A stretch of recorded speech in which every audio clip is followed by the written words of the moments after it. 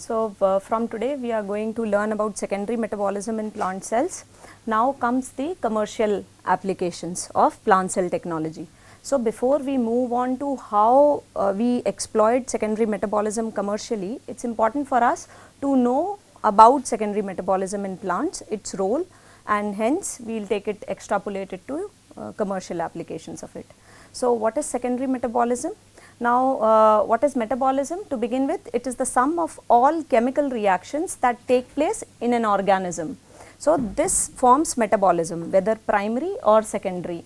Now most of the carbon, nitrogen or energy which is accumulated in the cell is majorly used for its growth and development. So that forms the primary metabolism. Now some of the carbon and energy is also utilized for specialized functions, which majorly deal with more organized function and differentiation in plants, which deals with its survival in the nature for competition or defense related, all that.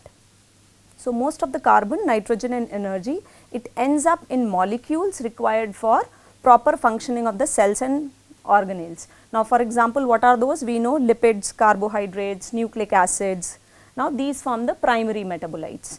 Now most plants divert a significant proportion of this assimilated carbon pool and energy to synthesize organic molecules. So these secondary metabolites are generally organic compounds. So these organic compounds actually have no obvious role in general plant growth and development, but they have other roles which come under secondary metabolism. Okay. So how are they different? At the biosynthetic level, primary and secondary metabolites, generally there are common pathways. Majorly you will find what all pathways in primary metabolism do we know about? Pentose phosphate pathway, glycolytic pathway, then TCA cycle. So most of the secondary metabolism also leads from one or more of these intermediates of the primary metabolism, and then it gets diverted into secondary metabolite pathways. So at the biosynthetic level, primary and secondary metabolites, they share many of the same intermediates. Now they are derived from the same core metabolic pathways which we know as a part of primary metabolism. Now secondary metabolites generally occur in relatively low amounts in comparison to primary metabolites. What can be the reason? Then I will ask why they are formed in the stationary phase. So now try to reason out, why do you think they will be produced in small amounts? So two things. One is, only when it is needed, the cell would spend its carbon pool and energy in this biosynthesis, and only up to a desired level it will try to use the. So every time the cell would like to conserve its carbon and energy pool. So only therefore you will generally observe that secondary metabolites, first they are low volume, which means they are present in very low quantities in the plants. The second thing is, there is a wide array. You can't even imagine how wide is the secondary metabolism in plants. It is not uniform. It can vary from plant to plant in terms of genus, in terms of starting from family, then genus, even till species you can find variations in secondary metabolites. So for every such metabolites there will be a carbon required, carbon flux. So there is a wide array. So the cell would like to judiciously use and prioritize. So secondary metabolites generally occur in relatively low quantities, I said. Then their production is widespread or restricted to particular families, genera and even species. Now what is the role of secondary metabolites in plants? Now secondary metabolites, they have ecological functions in plants. So what kind of functions do they carry out? So they prevent the plants being eaten by herbivores, or they prevent the plant from being attacked by pathogens. These pathogens can be fungal pathogens, can be means of microbial origin, can be insects, can be predators, or like herbivores, can be mammals, can be humans. So they need to have that wide spectrum of defense against all these, and then they also need to prevent against environmental stresses. So they serve as attractants, and it is not only defense, but they also carry out higher order functions, like for example in pollinators, attracting the pollinators, or even attracting the predators of the pathogens.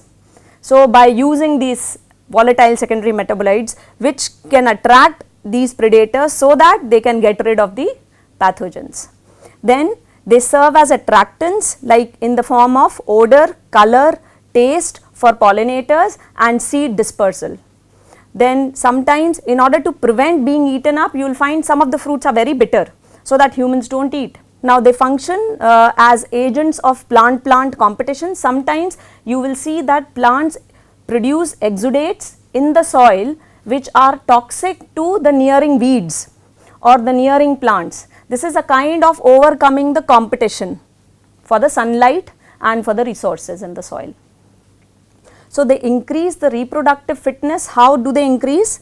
By warding off fungi so that they remain healthy, then bacteria, whatever pathogens may attack them, so that the status of the plant is quite healthy. So the ability of plant to compete and survive is therefore profoundly affected by the ecological functions of their secondary metabolites. This is the general class. There are many other different subclasses of secondary metabolites, but majority of them start from these three major classes of secondary metabolites in plants. What are these three major classes? One is terpenes, then phenolics and nitrogen containing compounds. Your high value compounds which are alkaloids, your anti-cancer agents, Taxol and all these, is they or camptothecin or vincristine, vinblastine, they come under alkaloids, and these alkaloids are nitrogen containing compounds. So this is a general picture which shows that it starts from primary metabolites, primary metabolism, and then some of these intermediates get diverted towards the formation of secondary metabolites. So you will find that shikimic acid pathway or pentose phosphate pathway or MEP pathways, they may independently produce some of these secondary metabolites, or some of these intermediates from two different pathways can come together to give rise to the new secondary metabolism pathway, biosynthesis pathway. So you will find different types of secondary metabolites: coumarins, anthocyanins, flavonoids, alkaloids, terpenes. So there are n numbers. So let us talk about terpenes. Now what are terpenes? They constitute the largest group of secondary metabolites present in plants. Now one of the most popular biopesticide, which is azadirachtin, I gave an example also, is a sesquiterpenoid.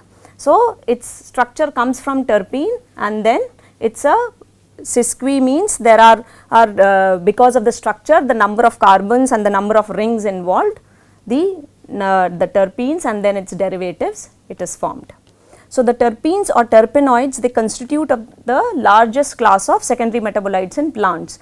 Now most of the diverse substances of this class are insoluble in water. So they are not soluble in water. Then certain terpenes are well characterized, have well characterized function in the plant growth or development, and so can be considered as primary rather than secondary. So some of these terpenes also can play a role in the growth and development. So therefore they are classed as primary rather than secondary. For example, some of the plant growth hormones like gibberellins. Gibberellin we have studied, it is one of the plant growth hormone. So gibberellins are an important group of plant hormones, and it is a diterpene moiety. Now bacinosteroids, another class of plant hormones with growth regulating function. So it takes care of the primary aspect of the plant growth and development. So it is also termed as primary metabolite, but it originates from triterpenes. So generally you will observe that most of these high value terpenes, they are plant defense related triterpenoids or terpene molecules. Now terpenes, they act as toxins and feeding deterrents to many herbivores, insect and mammals. That is the very reason why azadirachtin is used as a biopesticide. It acts as a feeding deterrent to the insect pest. Monoterpene, it also depends on the mode of action. Suppose if it is a wide spectrum of, like azadirachtin has a wide spectrum of antifeedant activity. So it can cater to a large range of insect pests. So that is the reason why neem is being used as against even mosquitoes. Then it is also used for pathogens or for biopesticide in crops to remove insects pest. So it has a wide range of applications. Now monoterpene esters are also called as pyrethroids. This is also a class of biopesticides found in the leaves and flowers of chrysanthemum species, which shows insecticidal behavior. So it is also, apart from azadirachtins, it is also used, or azadirachtin related liminoids, it is also used as biopesticides. Now you can see and make out that the commercial application is very closely associated to its application in nature. So that can give you a cue or an indication to what kind of commercial application a particular secondary metabolite may have. Now in conifers, monoterpene accumulate in resin ducts found in the needles and trunks. That is for what? Once it is in the bark region, then it can prevent either the pathogenic attack or even the herbivory. So many plants, they contain a mixture of volatile monoterpenes and sesquiterpenes, and these are called as essential oils, and they are highly expensive. So you will find that these essential oils are very expensive in market and they are not found in very large. I was looking for, we had gone to Coimbatore last month, and there in the shop I went to a tea plantation, where a factory where they were showing. So there was a shop in which they were selling these essential oils. So there was a tea tree oil which caught my attention. It was just 2 ml, 2 ml bottles which were being sold. So tiny one. And then I started asking what's the use of this. So they were saying it's a very expensive, very good oil for acne treatment, and then for, which means that antimicrobial activity and all. So by the time I was about to reach the counter to buy that tiny stuff, because that's what's very, I was asking why it is so expensive and why in such tiny. So they started telling me it's very difficult, the tree itself is not found, it's called tea tree oil. So that caught my attention because we work on plant biotechnology, so I thought it could be a good species to work with. So because the availability, the demand is high and the availability is less. So the minute by the time I could reach the counter to buy it, the stock got over. So they just had 2 bottles, and those 2 someone picked up before me. So that really has caught my attention, that essential oils are very expensive. They can have large commercial applications in cosmetic industries, in as your antimicrobial agents, so all related. So these are nothing, that was one example of essential oils. So they are frequently found in where? Glandular hairs, or so these are nothing but projections of the epidermis, epidermal hair, or even in trichomes. Trichomes are also found on the surface of the leaf, on the epidermis projections, where these secondary metabolites get accumulated in the form of bulbs. Now why do you think these essential oils are getting accumulated on the surface? That's the reason the plant will put it on the surface. How is insolubility related? The question was that why do you think these essential oils, generally you will find them on the surface of the leaf or on the surface, epidermis, dermal tissue near. Protection from transpiration or something. If it is volatile, it will help on the surface. Then if it is non-volatile and it has a role to play in attracting, so is only because of the, either the color should be responsible, that should also show up, or the odor should be responsible, that should also be on the surface. Then if it is acting as a defense mechanism, then should it be inside or should it be on the surface? First level of defense. So that, see, the plant is not moving, can move our hands and legs like us. So if at one point the attack is, it cannot move. It has to make sure that the rest of the parts of the plant are now geared to overcome the pathogen attack. So if the compound is on the surface, it will be first line of defense, it will be ruptured and then the secondary metabolite is released. So that is one of the reasons of having these in the form of trichomes or glandular hairs. Now triterpenes that defend plant against vertebrate herbivores include cardenolides and saponins. So I don't expect you to remember, but at least I would like to tell you what are the different wide range of secondary metabolites, and they can have varied commercial applications. Now cardenolides are what? Glycosides. Now glycosylation, if you remember in the last classes, I told you addition of sugar moieties is sometimes to reduce the toxicity, one of the biotransformations. So glucosides. So even here cardenolides are glucosides. Now compounds containing an attached sugar or sugar alcohols that taste bitter and are extremely toxic to higher animals. So some of these glucosides, their taste is very bitter, and which can act as a deterrent, feeding deterrent, or can be very toxic to the feeders, the herbivores. Now saponins are steroids and triterpene glycosides. So as I said earlier that there is wide range of secondary metabolism. So some of these intermediates can be directly getting produced to the final, used up in the final product in the straight biosynthetic pathway, but some may have one or more involvement of various more than one secondary metabolic pathways. Like for example saponins. Saponins are steroids and triterpene glycosides. So there is triterpene moiety and there is a steroidal moiety. So presence of both lipids, so which means what? It will be both water soluble, water insoluble. So it can form then micelles. So which can improve its diffusion through the membrane. Now I will talk about it later. Some of these secondary metabolites, how do you think the plant protect itself from the toxic action? It is said it is toxic. So one is they should be modified and stored, detoxified and stored, and when required, the required final step to again bring it back to the original, whether it is enzymatic step.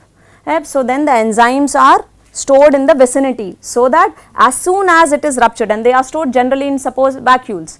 So tonoplast, for example, I said in this case, if it has to be stored in tonoplast, then in the form of micelles, it can easily pass through the phospholipid layer. But once it comes inside, then it is an acidic environment. So which will again transform, and it will find it difficult to return back. So these are ways in which the plant would protect. But suppose this leaf where this was stored or stem part gets ruptured by the attack. So now this cell is ruptured, so everything will come out from the vacuole, although the cell has died, the one which is damaged now. But now whatever enzymes were there in the vicinity will also come, and the final step can take place with that intermediate and the enzyme, which can lead to the production of the final toxic metabolite. So it is not that it is very quick, and you will also find it is not for the very wound response by the plant, or the defense mechanism is not to have immediate sometimes defense, which means the cell which has died or the tissue which has been affected may not come back again, may not be revived like what we do as treatments, but the remaining, the objective is to prevent its spread to the other parts of the plants or even to the neighboring plants. So that also forms a part of secondary metabolism. So the other class, as I said, was phenols. Now plants, they produce a large so what do they have? They have, we know, a phenyl group attached with a functional group is what? OH. So that forms the phenolic group. Now these compounds, they are chemically heterogeneous, and almost 10,000 different phenolic compounds are produced as different secondary metabolites in plants. Now some are soluble in organic solvents, some are water soluble, carbox in the form of, when they are in the form of carboxylic acids or glycosides, so they become water soluble, and some are insoluble polymers. So why do you think they are these different forms? And this is nothing but biotransformations, functional groups getting added, derivatives, saturation, unsaturation, which might change the chemical structure and its biological action in the plant. So phenolics play a variety of roles in the plant. What are the different roles? As defense against herbivores and pathogens. They can also act as mechanical support. Now I need to know, how do you think this phenolic compound can act as a mechanical support? Probably since there are also polymers, large polymers which are present. So Right. So they can also form a structural component of your polymers. Now these polymers in turn are utilized in your lignin, like for example lignin, it's a biopolymer. Similarly, other lines of defense where biopolymers are to be required. Now in attracting pollinators and fruit dispersers, now the colored pigments of plants usually provide visual cues that help to attract pollinators and seed dispersers. Now in absorbing harmful ultraviolet radiation, some of these compounds may also absorb the UV radiation. In reducing growth of the nearby competing plants. In vitro culture, sometimes we find that I referred to this, that some of the species, because of large exudation of phenolic compounds, it becomes very difficult to grow them in vitro. That is because of the toxic nature of the phenolic compounds which get released in the medium.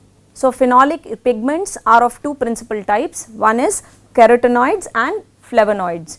Now carotenoids, these are isoprenoid alcohols.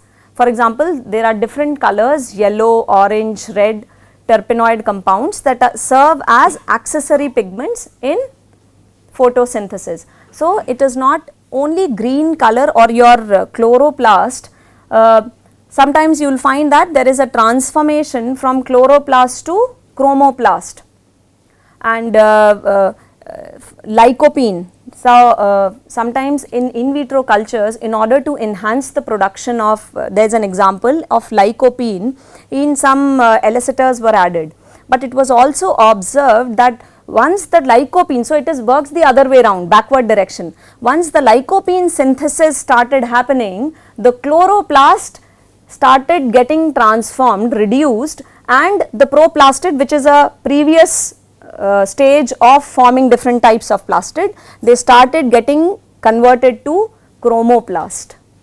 So that also is nothing but, now these sometimes far UV range, which is a lower wavelength, which are not visible to the eye, but some of these secondary metabolites can capture light energy which is in this shorter wavelength area. So the flavonoids also include a wide range of colored substances. The most widespread group of pigmented flavonoids is anthocyanins. These are commercially very important molecules, secondary metabolites, now which are responsible for most of the red, pink, your purple colors of the fruits and flowers. Now the two other groups of flavonoids that found in flowers are flavones and flavonols. Now these are those secondary metabolites which are also used not only for the helping in pollination as or they have other defense related activities, but they can also help in light absorption because they can absorb light energy in the shorter wavelength. So isoflavonoids, which are found mostly in legumes and have several different biological activities. Rotenone can be used effectively as insecticide or for pesticide, which is for killing the fishes. So isoflavones may also be responsible for the anti-cancer benefit of food prepared from soybeans. Now phenolic polymers, now these phenolic polymers, they have defensive properties besides lignin and are called as tannins. So that is what we may say that they are utilized in the formation of defense. Now they are general toxins that can reduce the growth and survival of many herbivores. Now tannins, they act as feeding repellents to great variety of animals. Unripe fruits, for example, now the plant would not like anybody to eat the unripe fruit until unless the seed is ready for the next stage. So it then produces more amounts. Where will the plant produce more amount of such compounds? It will produce inside the fruit so that it can deter the herbivores. You will find that I also spoke about that azadirachtin in the plant is found maximally where? In the seeds. What can be the reason? So as to prevent, it will act as a feeding deterrent. It is bitter in taste. You will find neem leaves are very bitter and the seed is also very bitter, but the ripe seeds, they are full of sugar. So the release of secondary compounds by one plant that have an effect on neighboring plants is called alleelopathy. If a plant can reduce the growth of nearby plants by releasing chemicals into the soil, it may increase its access to its competition. So it would like to reduce the growth of the nearby plants, so secondary metabolism also plays a role there. Now, how do you think that in all this the plant will protect itself? One is the storage. What else? All the compounds will be stored. There are so many compounds which the plant is preparing. Vacuole, so how much can vacuole hold? Thousands are getting produced. So everything is not getting stored in just vacuoles. Some are in the open spaces also in the plant, some particular tissue, or you will find that it is in cortex cells directly accumulating there. You can visualize them in a tissue section. But then how do you think the plant protect itself? If suppose it is acting, let's take camptothecin, because we are studying camptothecin, so we know about it. So in that I will take that as an example. So camptothecin, it is a topoisomerase inhibitor, that is why it is a very good candidate for anti-cancer activity. So it is cytotoxic in nature. Now it is also present in plants. So then how do the plants protect itself? The topoisomerase of the plant gets mutated such that the mode of action, that is why I said, see, the mode of action in cells, in mammalian cells, else is the topoisomerase is different than in the plants. So that is how plant protect itself from the cytotoxic effect of camptothecin. So alkaloids. So a large variety of the plant secondary metabolites, they have nitrogen as a part of their structure. So nitrogen containing organic compounds, they form alkaloids. Now the well known anti-herbivore defense, hence these are called as alkaloids. Now most nitrogenous secondary metabolites are synthesized from common amino acids. So most of these alkaloids, they are formed from amino acids. So alkaloids are usually synthesized from one of the few common amino acids. What are these? Lysine, tyrosine or tryptophan. The alkaloids are a large family of more than 15,000 nitrogen containing secondary metabolites. So now can you see 10,000 phenols, 15,000 alkaloids, and the largest group was triterpenes, much more than that. So imagine the wide array of secondary metabolites the plants are producing. So how much carbon and energy is getting utilized apart from growth into secondary metabolites. So no wonder the plant has to judiciously prioritize the carbon flux into these wide array of secondary metabolites. What else do you think? How does the plant prioritize then? The enzymes which are involved in the biosynthesis of these, they in turn get impacted by these external factors, maybe temperature, light or elicitors. So that is how the plant is all the time managing its resource. Maybe the enzyme is there, maybe enzyme is not at all there. We will see it later as I go on, that there are a class of secondary metabolites which are called as phytoalexins. Phytoalexins are not present, they are synthesized de novo when needed, but there the trick is the synthesis is very fast, and there are constitutive secondary metabolites which are present all the time. So these are different ways in which the plant is prioritizing.